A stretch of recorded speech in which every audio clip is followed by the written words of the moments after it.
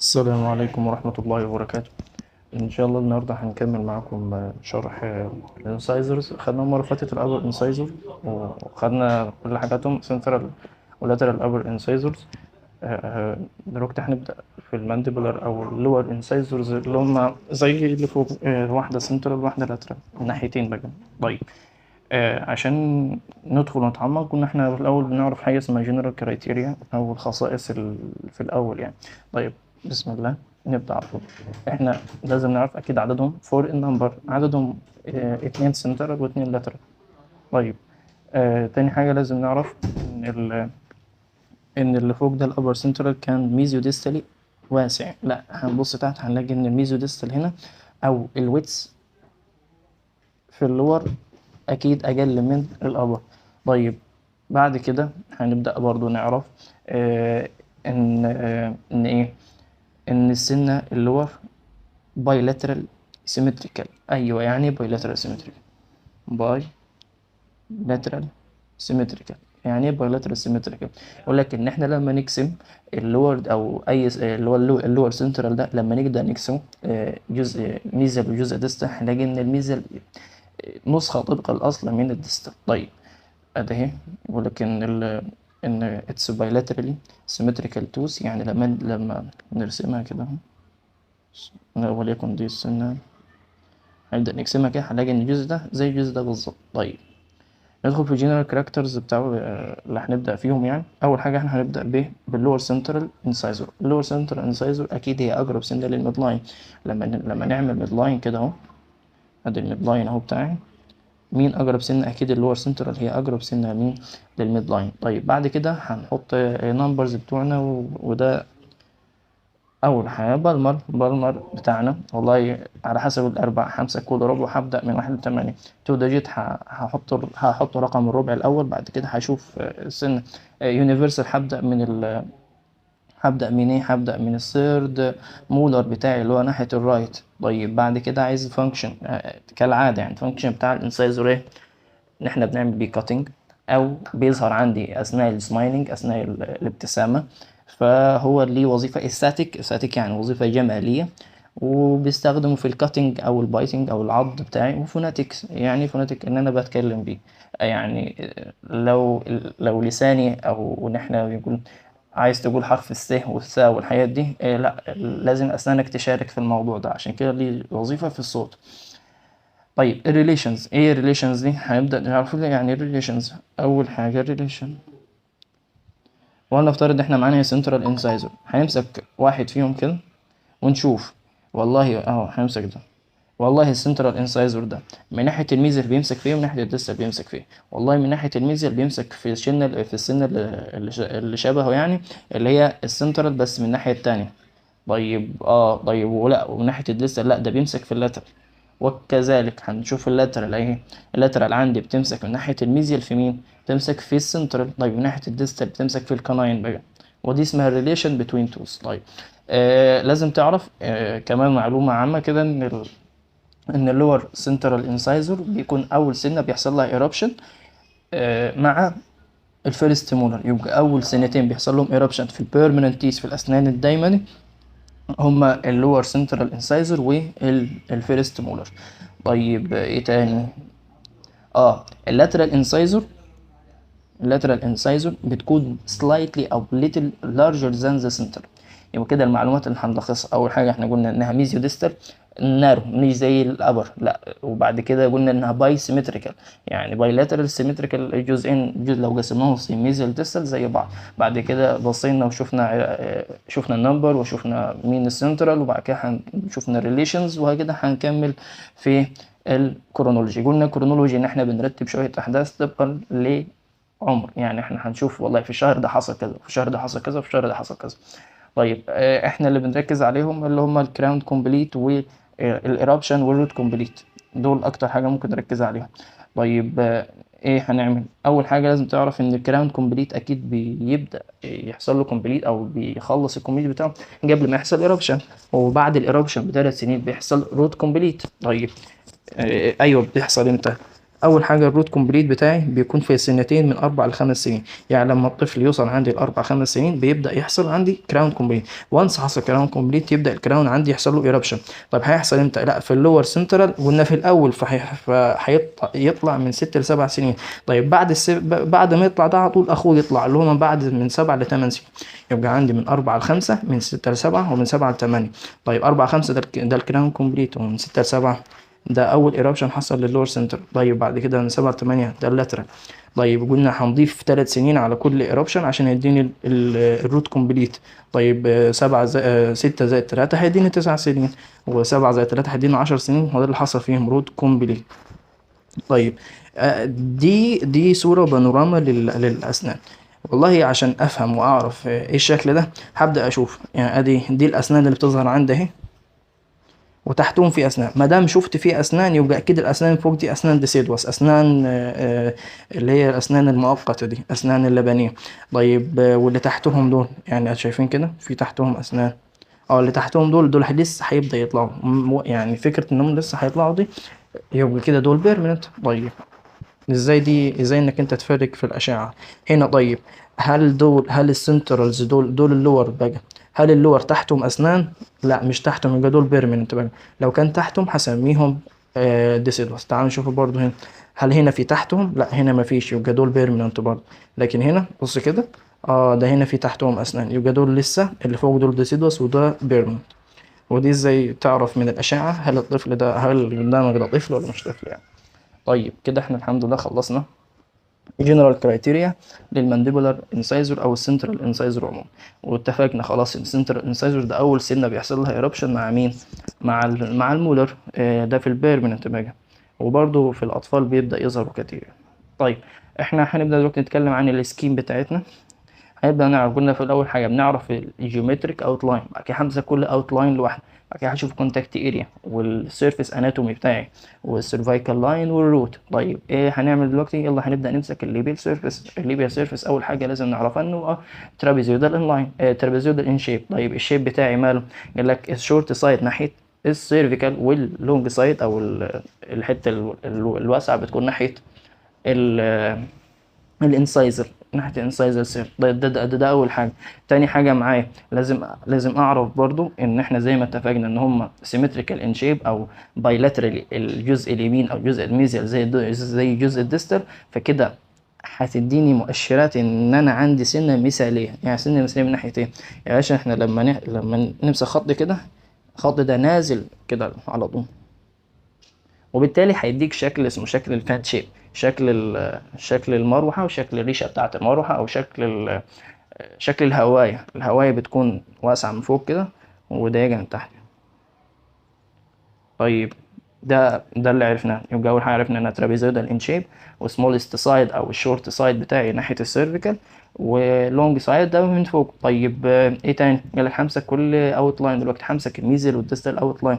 قال لك لا، ده الميزل والديستال اوت لاين هما الاثنين تابرد. يعني ايه تابرد؟ يعني اثنين بيبداوا كانوا ماشيين كده، راح في الاخر التقوا في نقطه. هو ده التابرنج هما بكل شويه يصغروا لحد ما يتقابلوا. طيب فعشان كده هيديك الفان شيبد ابييرنس. ايه هو الفان شيب ابييرنس؟ شكل ريشه المروحه او شكل الهوايه بتاعتها.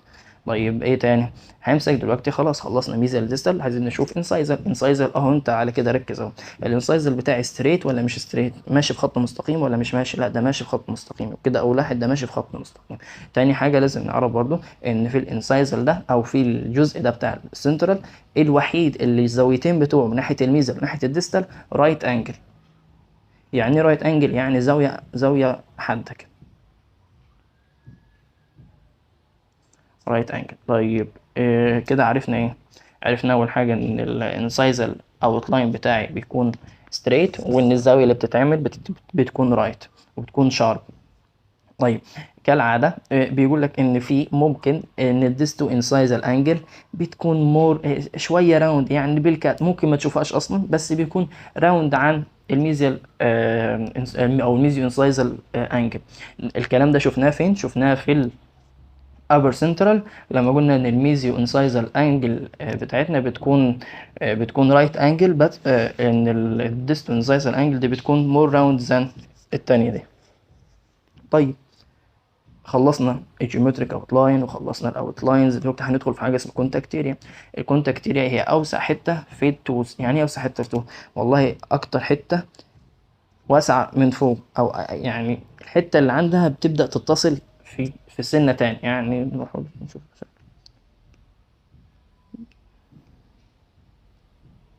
ايه مثلا. دي مش عارف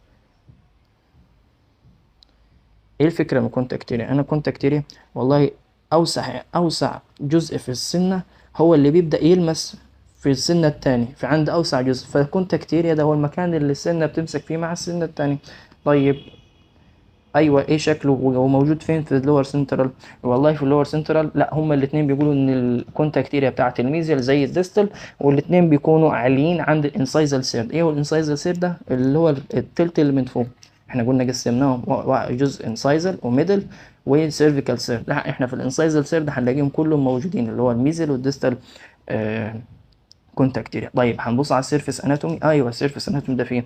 يقول لك هتشوف حاجتين. ايه هما الحاجتين؟ ولا هتشوف هنا عند عند السيرفيكال هتشوف عنده ريج. طيب الريج هنسميه ايه؟ هنسميه سيرفيكال ريج.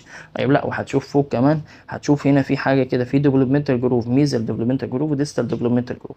طيب بس كده؟ بس ده اللي بنشوفه عندنا. مفيش حاجه تاني. تمام كده احنا شبه خلصنا الليبيال سيرفيس او الليبيال اسبكت بتاعنا. كده احنا اتكلمنا عن ايه يا باشا؟ احنا اول ما جينا خلاص اتكلمنا عن الجيومتريك بتاعنا، قلنا هو ترابيزويد. الاوتلاينز قلنا لا، ده هم ستريت ماشيين ستريت وتابرد، يعني بيقابلوا بعض في نقطه معينه، عشان كده شبه المروحيه، عشان الهوايه بتاعتي او ريشه المروحه. بعد كده بصينا على الانسايزال اوتلاين، الجزء الاوتلاين اللي فوق ده، وقلنا لا ده هو ستريت وعامل شارب انجلز وكده. بعد كده كونتاكت اريا قلنا لا، ده كونتاكت اريا بتاعتي بتمسك هما الاثنين على نفس المستوى وفي الانسايزال سيل. طيب السيرفيس اناتومي قلنا لا، في الليبل مش هنشوف غير حاجتين، يا اما في اليفيشن وفي ديبريشن. ايه الاليفيشن ده؟ الاليفيشن بتاعي سيرفيكال ريج. طيب ايه هو الديبريشن؟ قال لك الديفلوبمنتال جروف بتاعي بتاع الميزل ديستال ديفلوبمنتال جروف اللي بنشوفه من ناحيه الليبل. قال لك ممكن تشوفه ممكن ما تشوفوش، يعني دي قصه هنا اللي هو بيقول لك maybe يعني ممكن تشوفه او may not be present، ممكن ما يكونش موجود اصلا. عشان كده يعني عادي، يعني موضوع اكسبتد شويه. طيب ايه السيرفيكال لاين؟ شكله ايه السيرفيكال لاين؟ والله احنا هشوف لو انا ليبيال او لينجوال. لو ليبيال او لينجوال لا، السيرفيكال لاين دايما روت وايز، يعني بيحب الروت. طيب روت وايز هيكون كونفكس ولا كونكيف؟ لا كونفكس، يبقى هو كونفكس ناحيه الروت اهو. طيب لا ميزل وديستال، ميزل اعكس بقى، ميزل وديستال لا، هو هيبقى كونكيف ناحيه الروت او هيكون كونفكس ناحيه الكراون زي ما اتفقنا عليهم في السيشن اللي فات. طيب ده السيرفيكال لاين. وكمان في حاجه يعني ان هو بيكون سيمتريكال. احنا لو تفتكروا وانتوا بترسموا رسمه الابر سنترال، لما قالوا لكم ارسموا السيرفيكال لاين، جيتوا عند حته ورفعتوها اكتر، وجيتوا حته ولا لا، هنا الاثنين نفس المستوى. هنا الاثنين هترسموا هتطلع 10 ميزيال و10 ديستال، الاثنين هتطلع نفس. عشان كده هو سيمتريكال في الهايت بتاعه، في الارتفاع بتاعه. الروت ما دام ذكرنا الروت هنذكر 3 اس. هو سنجل يعني روت واحد بس بنشوفه في اللور سنتر. وسلندر يعني زي تابرد كده، الميزه اللي بيبدا يقابل الديستال تحت كده. طيب وستريت يعني مفيش اي تعرجات، ما فيهوش حته كونفي، لا ده ماشي ستريت معاه. عشان هنا بيتكلم يقول لك ستريت، لا كلام عادي كله خالص يعني. مفيش حاجه غير ان احنا عايزين نعرف دي، ان الابيكال سيرد بتاعه الجزء الاخير ده، ودي الجزء دي الحته المهمه. اول حاجه لازم تعرف الابيكال سيرد بتنتهي بحاجه اسمها بوينتد. يعني ايه بوينت؟ يعني بدل ما كان بلانت، يعني الابر سنتر كان بلانت، كان حته كده تخينه، لا هنا بوينتد يعني حته كده عامله كده زي بتخلص بنقطه مثلا. طيب وايه تاني؟ بتكون شيفت ديستال. يعني شيفت ديستال يعني بدل ما تنزل كده ستريت، لا بيعمل كده اهو، بيبص ناحيه الديستال شويه. فكده عايزين نعرف حاجتين، احنا عند الروت والله قلنا عنده 3 اس، سنجل وستريت وسلندر، وعرفنا معناهم. بعد كده قلنا لا، ده هنشوف عند الابيكال سيرد بتاعه الجزء الاخير ده، وهنلاقي عنده ايه؟ هنلاقي عنده ان هو آه، مايل ناحيه الديستال وبيخلص ببوينتد ايبكس. طيب كده خلصنا الليبيال. تمام. هنبدا ندخل على اللينجوال. ما دام دخلنا في اللينجوال لازم تقول لي ان في حاجه اسمها لينجوال كونفرجنس. لينجوال كونفرجنس يعني ان اللينجوال عندي اصغر من الليبيال. ليه بقى؟ علشان اقدر احطهم وعشان يقدروا يلفوا عند اللفه بتاعه الاسنان. فاكرين لما رسمنا صوره البوكس قلنا بوكس وبوكس مش هيعرفوا يلفوا اللفه دي، فعشان اعمل كده فانا هاكل شويه من هنا عشان اعرف احطهم جنب بعض. اكيد فاكرين ان شاء الله. فده اللينجوال كونفرجنس بتاعي، ان انا ان اللينجوال بتاعي اصغر. يبقى دي اول واحده لازم تعرفها عن اللينجوال. داخلين على اللينجوال يبقى لازم تعرف ان في حاجه اسمها لينجوال كونفرجنس. تاني حاجه ان الاوتلاينز بتاعتي شبه الليبيال بالظبط، مفيش اي اختلاف. طيب تالت حاجه لازم تعرفها ان كل اللاند ماركس، كل الليفيجنز والديبريشن بتكون بروميننت. يعني ليس بروميننت، يعني ليس بروميننت يعني مش ظاهره. يبقى في اللور سنترال كل لاند ماركس بتاعتي من ناحيه اللينجوال مش بتكون ظاهره. فعشان كده بيقول لك ايه؟ ان السنجلم بتاعي بتكون ليس بروميننت وسموث. بيقول لك مش ظاهره وتكون كده مش بارزه. اند سنترد يعني في النص. يبقى السنجلم بتكون في النص ومش بتكون ظاهره. وكذلك المارجنال ريدج بتوعي ماله مارجنال؟ قال لك بيكون ليس بروميننت برضه. طيب الانسايزر ريدج بتاعي برضو بيكون مش ظاهر وبيحصل له فلات وبيبقى بيتحول بدل انسايزر ريدج بيتحول لانسايزر ايدج. طيب اللينجوال فصة بتكون شالو. يعني ايه شالو؟ يعني مش عميقه، شالو مسطحه. طيب بعد كده هتبص على الروت، بيقول لك لا الروت هو نفس الفكره. الروت هو نفس الفكره. ماله الروت؟ ان هو سلايتلي نارو، ان هو فوق بيكون واسع وتحت كل ما بينزل بيحصل له ناروينج عشان يديني البوينت اللي احنا اتكلمنا عنه من شويه. طيب كده خلصنا الليبيال وخلصنا اللينجو. طيب دلوقتي هنعمل ايه؟ هندخل على الميزيال والديستال. هنكمل في الميزيال اسبكت بتاعنا ونفس كالعاده نفس السكيم بتاعتنا. اول حاجه بنعرف الجيومتريك اوتلاين، بعد كده الاوتلاينز، بعد كده السيرفيكال لاين، بعد كده بنشوف الكونتاكت اريا وهكذا. اول حاجه هنشوف الجيومتريك اوتلاين بتاعي. لا ده مش ترابيزويدال، لا ده تريانجولار. طيب البيز بتاعت التريانجل، البيز بتاعت المثلث ده بقى البيز بتاعته بتكون عند السيرفيكال والقمه بتاعته بتكون عند ايه؟ عند الانسايزر من فوق. وكمان بيقول يعني هو ممكن تلاقي فيه حاجتين، يا اما تريانجولار او ويدج شيب. ويدج يعني هو الشكل ده كده، هو ده شكل الويدج. تمام، نفس الفكره يعني مثلث برضه. ماشي. طيب بيتكلم برضو بيقول ان احنا بيكون الكريفتشر بتاع الليبيال واللينجوال، الانحناءات اللي موجوده في الليبيال واللينجوال بنشوفها نلاقيها اقل من الابر. يعني عند الابر بنلاقيها كده كبيره كده، لا هنا في اللور قلنا في كل حاجه ضايعه، ليس بروميننت على طول. طيب هنشوف الاوت لاينز دلوقتي. هيبدا احنا المره اللي فاتت شفنا الاوت لاين بس الاوت لاين بتاعي كان ميزيال ديستال، لا هنا هنشوف عشان احنا في الميزيال هنشوف الليبيال واللينجوال. طيب من ناحيه الليبيال بيقول لك لا ده هو ستريت لحد ما نوصل عند السيرفيكال سيرد هنشوف حاجه اسمها سيرفيكال ريج. سيرفيكال ريج ده بتاع ايه؟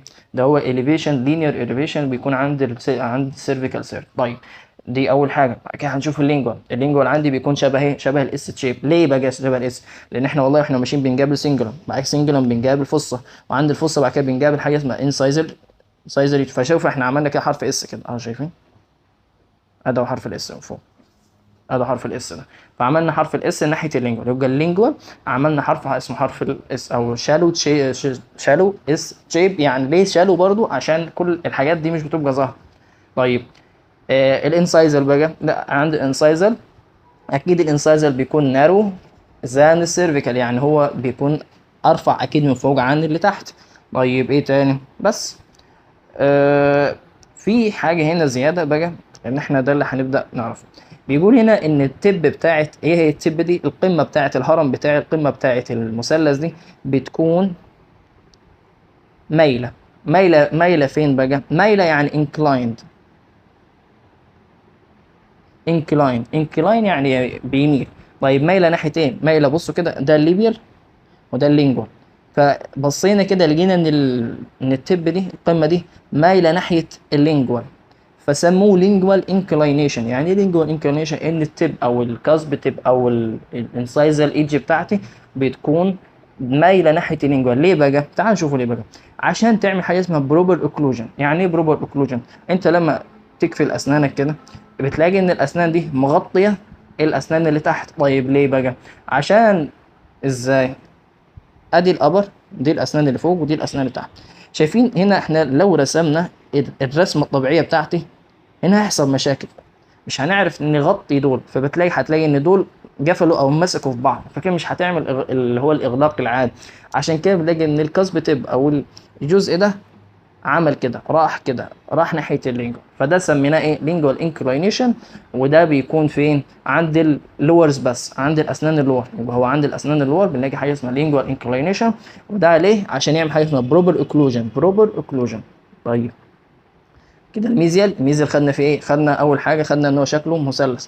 بعد كده بعد ما خدنا ان شكله مثلث بصينا على الاوتلاينز، قلنا لا ده هو عند السيرفيكال بيكون فيه سيرفيكال ريدج، وعند عند اللينجوال بيكون عندي اس شيبد بس بيكون شالو شويه. يعني ايه؟ يعني عشان الحاجات دي قلنا ليس بروميننت، مش بتكون ظاهره كويس. طيب هندخل دلوقتي في الهايت اوف كونتور او الكريست اوف كريفيتشر. يعني ايه هايت اوف كونتور؟ يعني اقصى قمه في الشكل اللي عندي. طيب يعني ايه كريست اوف كريفيتشر؟ يعني هي كريست معناها قمه، وكريفيتشر الانحناء. فقمه الانحناء تعالوا نشوفوا كده فين. انا ده الانحناء بتاعي اهو. يلا احنا مش هنحفظ. شايفين كده؟ ده الانحناء بتاعي اهو. فين القمه بتاعت الانحناء اللي انا رسمتها؟ اكيد اهي.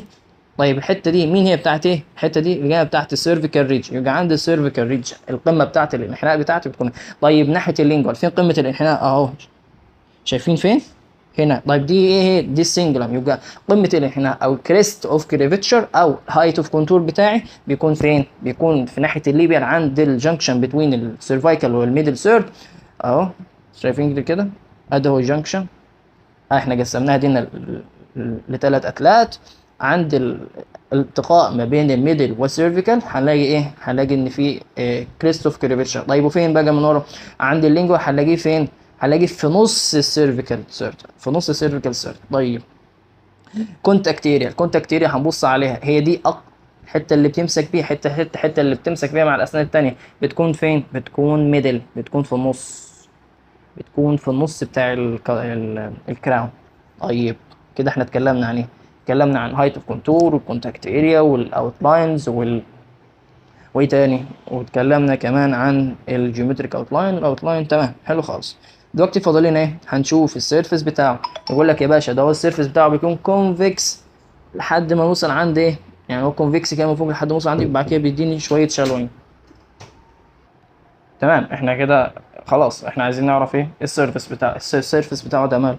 يقول لك والله هو في الاغلب بيكون كونفكس وسموث لحد ما نوصل عند كونتاكت اريا، وبعد كده من عند الكونتاكت اريا لحد السيرفيكال لاين بيكون ايه؟ كونكيف. الشكل ده مش هيبان، بس هو الكلام ده كله بيكون ايه؟ بيكون لس بروميننت. يعني ايه ليس بروميننت؟ يعني مش ظاهر. يعني الكلام ده احنا واحد بيتفزلك الفزلكه بتاعت العلماء دي وبيطلع لنا الحاجات الحلوه دي، لكن الكلام ده مش شبه. يعني اهو عايزين نتكلم عنه. ده هو يكون والله انه يقول حد نور كونتاكت اريا بعد كده واخد سنه كونكيف عامله حركه، لكن الكلام ده مش ظاهر. نمشي نمشي نمشي نمشي. اه خلاص احنا كده الحمد لله اتكلمنا. بس وبقى سيرفيكال لاين، ما اسال نفسي انا فين؟ ميزل ديست ولا ليبيال لينجوال؟ لا ليبيال. انا هبص على الروت. لا ميزل ديست من غير حفظ، موضوع بسيط خالص. طيب ناحيه الروت بقى، او الروت عندي ماله هنا؟ يقول لك يا باشا الروت بتاع الميزل شكله بيخلص حته راوند او بوينتد. يعني انا اول حاجه لازم اعرفها دي. طيب وايه تاني؟ بيكون عنده ديب لونجيتيودينال ديفلوبمنتال ديبريشن. وهنا نوقف شويه.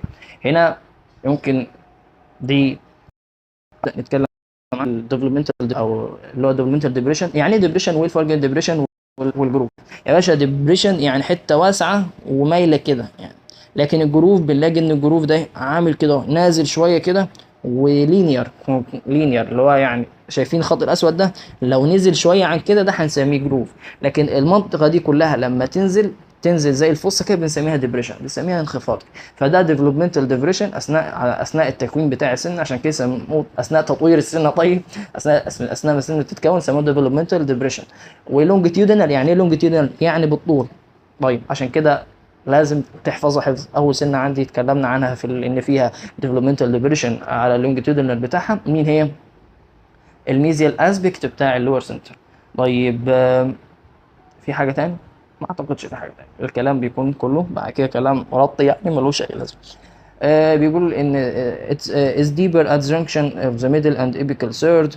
بيكون هنا عند الحته دي بالظبط، يكون اعمق شويه، فما افتكاسه الموضوع فيه افتكاسات.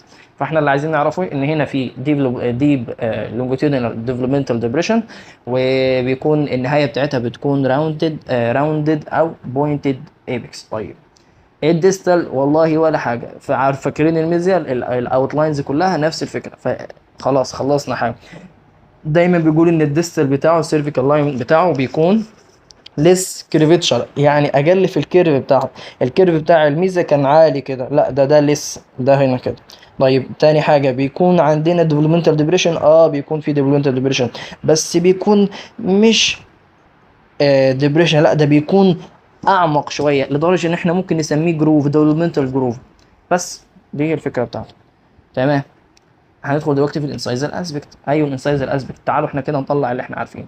والله يا باشا انا شايف ان ده شكل اسمه شكل معين، شكل معين يعني يشبه شكل الماس، فده هنسميه دايموند شيب. اول حاجه دايموند شيب. تاني حاجه لازم اعرف ان احنا عندنا الطول بتاع ده من الليبل لحد اللينجوال اكبر من الميزيال لحد ديستال، فليبيو لينجوال اكبر من الميزيو ديستال. حلو كده، حلو خالص. طيب ايه تاني؟ والله ببص على اللينجوال سيرفيس بتاع الحته الجزء ده، والله ده ليس بروميننت، شكله مش ظاهر خالص. وببص على الليبل بلاقيه برود كده واسع وعامل كونفكس هنا. طيب بس بس كده احنا خلصنا الباشا بتاعنا.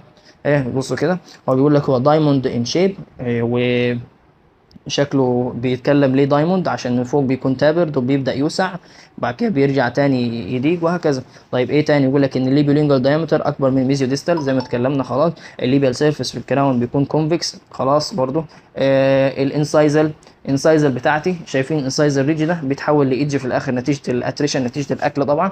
والحاجه الرائعه اللي احنا قلنا عليها ان لو قسمنا السن نصين بالخط الاسود ده هنلاقي ان الجزء ده الديستال هو ميزيال، هو باي لاترال سيمتريكال، كده احنا خلصنا السنترال. هندخل دلوقتي على اللاترال. يلا نبدا على طول معانا خلاص. نبدا في اللاترال. خلاص خلصنا السنترال، وقفنا السنترال بتاعي، عرفنا كل حاجه فيها ان شاء الله. دلوقتي يا باشا احنا دخلنا على اللاترال. مبدئيا قبل كده ما نبدا اللاترال لازم في تعرف شويه تفاصيل. يلا نبدا. لا نبدا. حلو، نبدا بيه عادي. اول حاجه العادي بتاعنا ان احنا عايزين نعرف اللاترال دي مكانها فين. بيقول لك ان هي تاني سنده من ناحيه الميد لاين، واكيد شايفها اللي عليها نجمه دي، ادي اهي ناحيه النجم. وبعد كده بيقول لك البالمر بتاعها هتكتب 2. التو ديجيت سيستم نفس الارباع 3 و4، ربع الثالث وربع الرابع، بس بدل ما كتبنا واحد في السنتر هنكتب 2. واليونيفرسال نفس، هنبدا نعدها من الثيرد مولر بتاع من الرايت ثيرد مولر، ابر رايت ثيرد مولر اللي معانا في البيرمننت لحد ما نوصل عند اسنان. طيب ايه الفانكشن بقى؟ الفانكشن بيقول لك ان هي بتساعد السنترال في الفانكشن بتاعتها، يعني بتعمل نفس الحاجات بتاعت السنترال. طيب الريليشن، نفس الريليشن، فاكرين لما اتكلمنا عنها؟ هي فاحنا والله ما بنعمل حاجه غير ان احنا بص بنكرر، شغالين نكرر رادي قدام. طيب ندخل بقى على المهم. احنا هنتكلم دلوقتي بس بشكل مقارن. يعني ايه مقارن؟ يعني انت عشان تفهم حاجه لازم تقارن. يعني احنا خلاص السنترال ده طبعناه في دماغنا، فعشان احفظ او اعرف اللاترال اقارنه بالسنترال. اول حاجه مانديبر اللاترال انسايزر بيقول لك شبه السنترال بالظبط، بس في شويه اختلافات. اول حاجه لازم تعرف ان هو سلايتلي لارجر. فاكر لما قلت لك لا ده هو ليتل لارجر في الاول؟ هو سلايتلي لارجر. تمام. هنرجع تاني. هو بيقول لك هو انه سلايتلي لارجر. حلو. طيب سلايتلي لارجر واحد. وتاني حاجه انه نوت بايلاترالي سيمتريك. يعني ايه بايلاترالي سيمتريك؟ انه قلنا لو قسمناها نصين الميزه زي الديستال، لا هنا ما فيش الكلام ده. هنا مش ما فيش انها زي، لا هي السنترال بس الوحيده اللي كانت سيمتريك. طيب الكراون بيقول لك هنا، ودي اهم حاجه لازم تعرفها عن اللاترال انسايزر اللور بالذات، انها تلتد ديستالي وبس. يا حبيبي تعال نشوف يعني tilted يعني مايلة، distal ناحية الديستال on the root giving appearance that الروت كلها مايلة ناحية ايه؟ الديستال. يقول لك هنا ان ده يعني دي دايركت او دي مقارنة لازم تبقى عارفها يعني وانت بتذاكر. يعني ايه ديستال؟ يعني ايه tilted؟ يعني ايه twisted؟ يعني ايه الكلام ده؟ يا باشا انت لو تفتكر معانا احنا الارش بتاعنا ده حلو، ده الارش بتاعي. والله بيقول لك ان احنا حاطين السنترز في نص عادي، لكن علشان الف اللفه دي بتاعه الارش ده لازم السنه دي تكون مايله. طيب علشان تميل بقى ايه ازاي هعملها؟ هنا هي الفكره. بيقول لك ان الكراون بتاعي بيبان كانه مايل ناحيه ايه؟ ناحيه الديستال. اه شايفين كده؟ ده مايل ناحيه الديستال، باصص ناحيه الديستال كده. طيب وايه تاني؟ بيقول لك ان احنا عايزين ليه نعمل كده؟ علشان يمشي معايا في الدنتال ارش، لا عشان يمشي في اليوت شيب اللي اتكلمنا عنه في اول محاضره. اليوت شيب ده عشان يمشي لازم السنه تميل كده، تميل الميله بتاعتها دي. طيب يبقى كده لازم انا خلاص انها الحاجات اللي حسبتها في اللاترال انها لارجر اكبر. تاني حاجه مش سيمتريكال. تالت حاجة فيها تويستد، فيها تويستد، والتويست ده ديستولينجوال، يعني ناحية الديستال. بص كده ناحية الديستال اهو، وباصص ناحية اللينجوال. ديستال وباصص ناحية اللينجوال. طيب تاني هنكمل اهو، بص كده. بيقول لك ان هو ليتر وايدر، نفس الفكرة. هو بيقول لك ان اوسع واطول، شوف كده، اوسع ولونجر عن السنترال. وبيقول لك هنا انها تويستد على الروت. يعني ايه تويستد؟ يعني يا باشا تبص كده، تبص تلاقي دي محذوفه كده. طيب يا رب ايه الحذفه دي علشان هتبدا تلف بقى، تبدا تلف عند في الفك بتاعي. طيب ايه تاني؟ ولا حاجه. باقي كله بيقول لك ان هنا الروت بتاعي بيكون بوينتد ايبكس زي اللي فات، وميس لايكلي تو ديستال، يعني ممكن يميل زي ناحيه الديستال، ممكن يميل ناحيه الديستال. طيب بس احنا اللي اتفقنا عليه لارجر وما فيهاش سيمتريكال. وايه تاني؟ لارجر سيمتريكال وفيها تويستد، فيها تويست يعني ملفوفه لفه ناحيه الديستال. طيب نبدا في الليجال سيرفيس. في الليجال سيرفيس والله بص هو الليس سيمتريكال، السيمتريكال بتاعتي طارت خلاص مش موجوده. طيب ايه تاني؟ يقول لك ان الكراون تلت ديستال. يعني تلت ديستال تلاقي ان الكراون ملفوف. انا عايز اوريكم شكلها بس بص كده. بص اللي حصل، السنه لفت كده، السنه بدل ما كانت شكلها كده لا لفت بالشكل ده، بصت ناحيه دي. طب ايه اللي حصل؟ ان احنا عايزين نلف، يعني احنا كده هنبدا نلف اهو، نعمل كده اهو، كده احنا بنرسم باقي الاسنان. يعني كده احنا عايزين نعمل ايه؟ احنا عايزين نلف السن علشان هنمشي عليها مع الفك، هنمشي مع شكل الفك نفسه. طيب يبقى هنا بيقول لك ايه؟ ان الكراون بتاعي بص ناحيه الديستال، بص ايه ناحيه الديستال. انظروا giving impression ذات ان السنه بتاعي نامت على السيرفيكال. يعني ايه؟ يعني شايفين كده هي نامت كده ناحيه السيرفيكال، السنه نزلت على السيرفكس. بس كده. طيب خد عندي، احنا عايزين نعرف في كل مكان، عايزين نعرف في كل اسبكت، عايزين نعرف ايه؟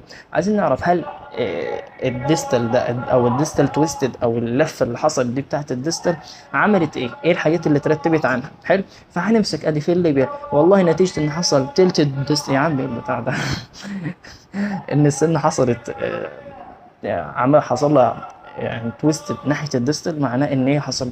يقول لك يا باشا اكيد الجزء ده، شايفين الجزء ده اصغر من الجزء ده، فبالتالي هيبدا يتكلم ان الديستال اوت لاين بتاعي شورتر ذان الميزيال اوت لاين. واكيد الكونتاكت اريا بتاعي ده اقرب للسيرفكس ناحيه من ده اكيد. يعني ده العادي يقول لك ان الكونتاكت او الميزيال كونتاكت اوت لاين اقرب للانسايزر ايدج من الديستال. يعني ايه اقرب انسايزر ايدج؟ ان دي جريبل انسايزر، لكن عكس الثاني. نشوفوا كده تاني بسرعه. شايفين كده اهو، شايفين احنا اهو. مين اقرب للخط اللي انا رسمه دلوقتي؟ اكيد دي الحته دي هي ودي بعيده. بس شايفين احنا بس بنعرف والله ان حصل للكراون تلتد ديستري، معناها خلاص هشوف الحياه مترتبه. اكيد الديستري بتاعي بقى قصير، الاوتلاين بتاعي بقى قصير، الكونتاكت اريا بتاعتي بقت ابعد من الانسايزر ايدج وبقت اقرب للسيرفكس بتاعي. طيب ايه تاني؟ ان حصل الانسايزر الايدج بتاعي اللي هو كان مستقيم ده كده، كان شكله كده، بقى شكله كده نزل تحت شويه، حصل له سلوب. يعني ايه سلوب؟ يعني ميل. حصل له سلوبنج يعني ميل. طيب ايه تاني؟ قال لك يا باشا ان الديستنس سايزر انجل راوند، وفككم منها دي مش قصتنا دلوقتي. وكده احنا خلاص احنا ثبتنا شويه حاجات. احنا هنشوف هل في تويستد ناحيه الديستال وايه النتائج المترتبه عنها. فهنا اهو هنمسك دي في اللينك. هل في تويستد؟ ايه اللي حصل؟ شايفين دي اعلى من دي اهو، والسنه نزلت ناحيه دي. طيب والنتائج المترتبه عليه؟ قال لك اكيد ان الديستال اكثر من الميزل. بس كده اكيد قال لك ان السنجلم بتاعتي بدل ما كانت في النص، بدل ما كانت المفروض تبقى في النص كده، بدل ما كانت المفروض تبقى الحته دي، لا لقيناها راحت كده، راحت ناحيه الديستال. يبقى السنجلم راحت برضه ديستال، يبقى السنه دي محذوفه كلها ديستال، السنه دي بتاعت الديستال بقى. يبقى هنا بيتكلم ان السنجلم بتاعتي والمارجنال ريج قال لك مور بروميننت ذان لاترال. الله خد عندك بقى. فاكرين لما اتكلمنا عن اللينجوال اسبكت بتاع اللور سنترال، قلنا ده كل حاجه فيه مش ظاهره، كل يا اما شالو يا اما ليس بروميننت يا اما كذا يا اما كذا. لا هنا يا باشا ده هنا ظاهر اكتر 100 مره من التاني، هنا اللاترال عندها تضاريس احسن 100 مره من السنترال. طيب ايه تاني؟ قال لك ان السنجلم بتاعتي باينه انها رايحه ديستال وبتكون اكبر، يبقى اكبر ورايحه ديستال. وكل ليه اكبر؟ لانها ظاهره اكتر، الموضوع كله مترتب. الكونكافيتي الفصة بتاعتي ظاهرة أحسن، المارجنال ريدج ظاهر أحسن. بس هنا كل الفكرة وما فيها إن إحنا بس عايزين نشوف الشكل الجديد بتاعنا اللي هي دي مايلة ناحية الدستة. طيب وبتديني شكل إيه؟ شايفين أدي شكل الهواية أهو، برضه نفس شكل الهواية. ليه؟ لأنها تابرد، بيحصل لها تابرنج، بتبدأ ترفع لحد ما تبقى عاملة زي شكل الهواية. بس كده خلصنا ليبيال ولينجر. قلنا اهم حاجه عايزين نعرفها في ليبيال يا باشا ان السنه اكبر، ان السنه بتاعتي اكبر اكيد. وتاني حاجه تعرفها ان هي مفيش سيمتريكال. تالت حاجه تعرفها ان حصل تويست. طب التويست ده نتائجه ايه؟ هتقول 1 2 3. الاوت لاين بتاعي ناحيه الديستال صغر، الكونتاكت اريا اتغير مكان، ايه تاني؟ بس مفيش حاجه تاني، الموضوع بسيط خالص.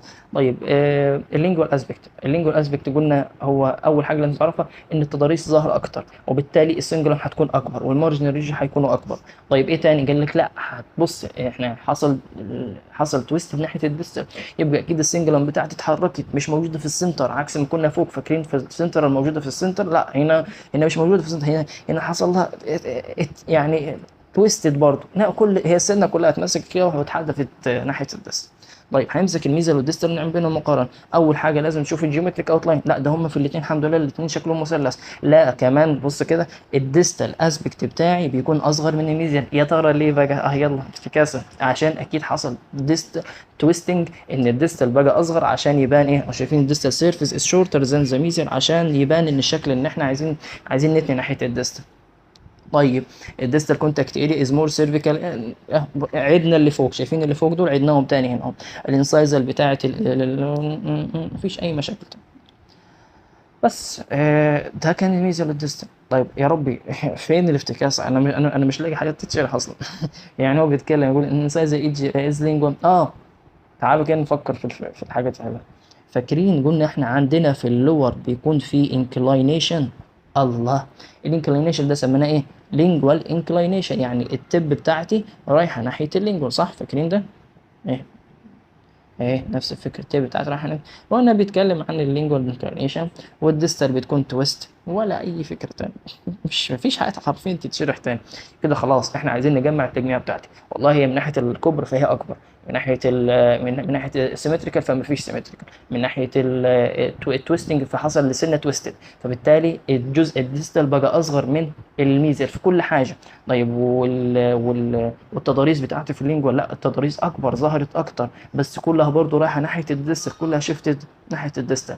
الكريستوف كيرفيتشر او قلنا القمم بتاعتها هنا اكيد زي السنترال، هنا في سيرفيكال ريدج وهنا في سنجلم وهكذا. بس يعني ما اعتقدش في اي افتكاسه في الموضوع تاني. بس السيرفيكال لاين طبعا، السيرفيكال لاين في الاثنين قال لك اكيد اقل من الثاني. يعني السيرفيكال لاين هنا شايفين كلهم هنا صغيرين. وقلنا السيرفيكال لاين ما دام ليبيال ولينجوال هنبص ناحيه الروت، وما دام ميزل وديستال هنبص ناحيه الكراون. تبص ناحيه معناها كونفكس طبعا، احنا بنعيد والله ما ولا حاجه. طيب بصوا احنا هنروح هنا، مش عايزين حاجه، مش عايزين حاجه.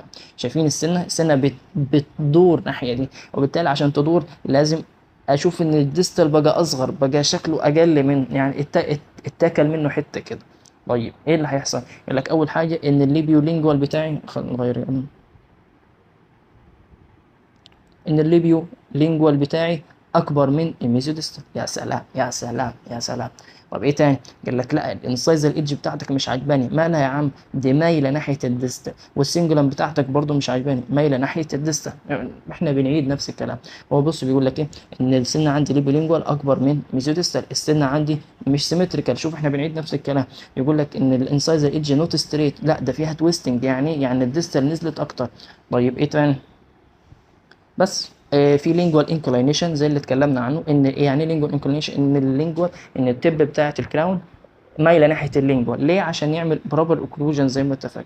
بس هندخل في البالب كافيتي. والبالب كافيتي دايما بنقسمها لشويه حاجات. اول حاجه بنشوف من ناحيه الميزيال، ادي ميزيال وادي ديستال، وهنا بعد كده بنشوف الليبيال واللينجوال. بعد كده هنا بنشوف احنا بنقطع الجزء ده اهو، وبنبص عليه البصه دي كده، بنبص عليه من فوق، وبنقطع الحته دي اهو ونبص عليها من الناحيه دي. فده بنسموه كروس سيكشن عند السيرفيكال، وده بنسموه كروس سيكشن عند الايبكس. كروس سيكشن عند السيرفيكال، كروس سيكشن عند الإيبكس. طيب تعالوا نبصوا كده الناحيه دي، هيقول لك يا باشا ان اوسع حته هنا في البالب كافيتي بتاعتي الجزء اللي من فوق، جزء الحته اللي من فوق. بعد كده كل ما ننزل كل ما اديك نفس الفكره، بيتكلم ان الوايت بارت في الانسايزر من فوق، بعد كده كل ما تنزل بيديك. طيب في الليبيولينجوال بتلاقي ان في حته زي السن كده من فوق بوينتد، في هورن، عارفين بالب هورن اتكلمنا عنه، يا رب تكونوا فاكرين. في بالب هورن بتاعي بيكون ظاهر بس صغير شويه. طيب بتكون يا باشا، بتكون فاكرين قلنا السنه اوسع ليبيولينجوال اهي، قلنا السنه اوسع ليبيولينجوال زي الميزوسيسل، فاكيد البالب كافيتي بتاعي هيبان اوسع من ناحيه الليبيولينجوال، ان انا شايف هنا الليبيول وشايف هنا اللينجوال، فاكيد هيبان اوسع. وكل ما ننزل كل برضه ما صغر. طب ايه تاني؟ يقول لك هتبص على ايه تاني؟ السيرفيكال او الكروس سكشن. تعال بص الشكل ده كده، هو ده البالب. البالب عامل زي البيضه، عامل زي اوفال. يعني ايه؟ يعني عامل زي شكل بيضاوي كده، اوفال. طيب ايه تاني يا باشا؟ ده. طيب ايه تاني؟ هبص ناحيه اخر حته دي، بيقول لك هو شكله عامل في الاخير ده اوفويد. اوفويد نفس الفكره زي اللي بس بيبان كونستريكتد، يعني اصغر شويه ومتكبس. بس خلاص الموضوع، احنا اتكلمنا عن السنترال وبعد كده قارنا بيها اللاترال، وقلنا اللاترال شويه حاجات، هي اكبر وما فيهاش سيمتريكال وفيها تويستد ناحيه الديستال، لازم تحفظها. تويستد ناحيه الديستال هيأثر عندي في كل حاجه. الديستال هيصغر، الديستال هيتحول شكله، الانسايزر ايدج بتاعته هيتغير، يعني هتميل كده، هيحصل لها سلوبينج. اكيد ما دام احنا في اللور فهيكون في لينجوال انكلينيشن. بس يعني ولا حاجه، الموضوع بس بسيط خالص، مجرد انك انت تقارن. واتمنى ان كنتوا وانتوا شغالين تعملوا مقارنات دايما، وانتوا شغالين بعد ما خلاص عرفتوا النظري تبداوا ترسموا في العملي، وتبداوا كمان تعملوا كارفنج على الاساس اللي انتوا اتعلمتوه في النظري ده. تمام. لان الموضوع ده بيثبت بيه، يعني اي نعم ممكن مره على مره على مره الموضوع ما يكونش سهل كده في الاول، بس هي بتسهل مع التكرار، وبتسهل مع انك انت تطبق بقى. واحد بيحفظ من الصوره، واحد بيحفظ من النحت، واحد بيحفظ من انه يرسم، وهكذا. بس ان شاء الله هنكمل مع بعض يعني. سبحانك اللهم وبحمدك، اشهد ان لا اله الا انت، استغفرك واتوب اليك. السلام عليكم ورحمه الله وبركاته.